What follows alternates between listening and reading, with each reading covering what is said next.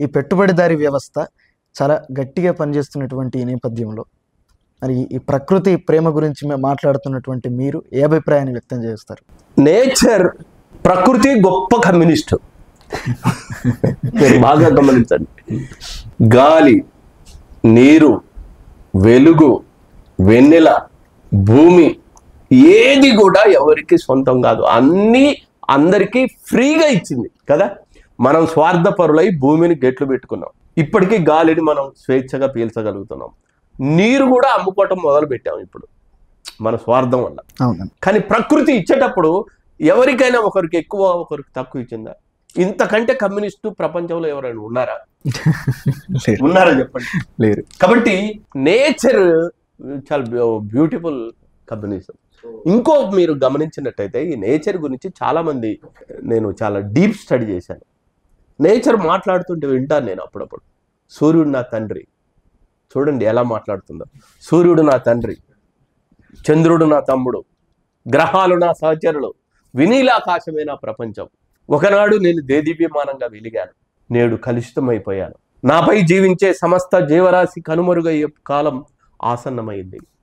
నేను కట్టుకున్న ఓజోను చీరే చినిగిపోయింది. నా కాళ్ళు గతి తప్పుతున్నాయి, నా చేతులు పనిచేయకున్నవి, నా చెవులు మందగించాయి, నా చూపు తగ్గిపోయింది, నా ఒళ్ళు మొత్తం హీట్ ఎక్కుతుంది, బగ్గున మండిపోతుంది.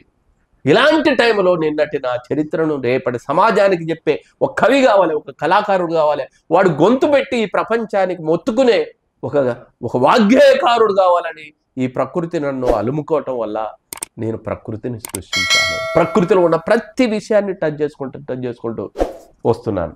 ప్రతి విషయాన్ని చూడండి. ఎంత చల్లనిదమ్మా ఈ నేల తల్లి, ఎంత చక్కటిదమ్మా ననుగన్నా తల్లి, పచ్చ పచ్చని పట్టు చీరల్ని గట్టింది, పండు టాకుల వంటి రెవికల్ని తొడిగింది, కొండ కూరలనేమో కొప్పున ముడిసింది, పొద్దు పొడుపునేమో ముత్తాడా పోతుంది. ఎంత చల్లనిదమ్మా ఈ నేల తల్లి, ఎంత చక్కటిదమ్మా ననుగన్నా తల్లి, వాన జల్లుకుని ఒళ్ళు కదిలిందమ్మా, నల్ల మబ్బుల్లోన నెలలు పడ్డాయమ్మా, ఋతువుకు నువ్వు పాలెంతా ఓయమ్మ, రతనాల పంటంతా నీ కడుపు పంటమ్మా. ఎంత చల్లనిదమ్మా ఈ నేల తల్లి, ఎంత చక్కటిదమ్మా ననుగన్నా తల్లి, గింజ గింజకు 1000 గింజల్ని తొడిగావు, తాత ముత్తాతలకు తల్లి నీవైనావు, జన్మ జన్మకు నీవు జన్మనిచ్చినావు, చనిపోతే గుండెల్లో చితిబేర్చుకున్నావు. ఎంత చల్లనిదమ్మా ఈ నేల తల్లి, ఎంత చక్కటిదమ్మా ననుగన్నా తల్లి. ఈ విశ్వంలో అనేక గ్రహాలు ఉన్నాయి, కానీ ఏ గ్రహం కూడా జీవగ్రహం కాదు. ఇక్కడ మాత్రమే చెట్లు పుట్టలు, ఒక అద్భుతమైన పచ్చదనం మనకు కనపడతాం. ప్రేమ, అనురాగాలు, ఆలుమగలు, అసలు ఇంత బ్యూటిఫుల్ ప్రపంచం విశ్వంలో ఎక్కడ కూడా మీకు కనపడదు. ఇక్కడ ఏది ముట్టుకున్నా నేచర్ ఎంత గొప్పదంటే, అయ్యో నా బిడ్డలు నీళ్ళ కోసం బాధపడతారేమో అని భూమిలోనే చలమలు తీసుకున్నది. నువ్వు ఎండాకాలం వచ్చితే చక్కని నీళ్ళు ఇస్తుంది కదా. అయ్యో నా బిడ్డలు ఎత్తైన మేడలు కట్టుకోవాలి, ఇనుము ఇచ్చింది కదా.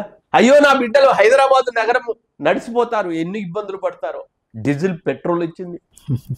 అరే నీకు అయ్యో నా బిడ్డలు ఆడవాళ్ళు పొడమికి ఆడవాళ్ళు, అలాంటి వాళ్ళు అందంగా ఉండాలని ఎండి బంగారం ఇచ్చింది. ఇన్ని ఇచ్చిన తర్వాత కూడా ఈ గ్రహాన్ని నాశనం చేయటం మనుషులకు కరెక్టేనా? ఇంత స్వార్థపరుడైతే ఎలా చెప్పండి? ఈ గ్రహం కాకుండా చాలా గ్రహాల మీదకి మనుషులు పోయారు. కొన్ని గ్రహాల మీద భయంకరమైన హీట్ వల్ల వాడు ఆ సూర్యకిరణాలకు వాడు మాడి మసైపోయాడు. కొన్ని గ్రహాల మీదకి వెళ్తే అక్కడ ఉన్న పీడనం వల్ల వాడు కనుమరుగైపోయాడు. ఈ గ్రహం నిలబట్టడానికి కారణం కూడా ఇలా సూర్యుడు ఉంటాడు, ఇలా భూమి ఉంటుంది. ఈ భూమి పక్కన చంద్రుడు తిరుగుతూ ఉంటాడు. సూర్యుడు వేడి మొత్తం కూడా వెన్నెల చంద్రుడి మీద వేసుకోవటం వల్ల ఈ గ్రహం చల్లబడ్డది. ఇక్కడ అద్భుతమైన ఒక ఓజోన్ పొర ఏర్పడ్డది. తద్వారా మనం ఇంతకాలం జీవిస్తున్నాం. ఈరోజు ఆ ఓజోన్ పొరను లేకుండా చేస్తున్నాం కదా. ఇక్కడ అరే ఏది ముట్టుకోండి, నేచర్ ఎంత గొప్పదంటే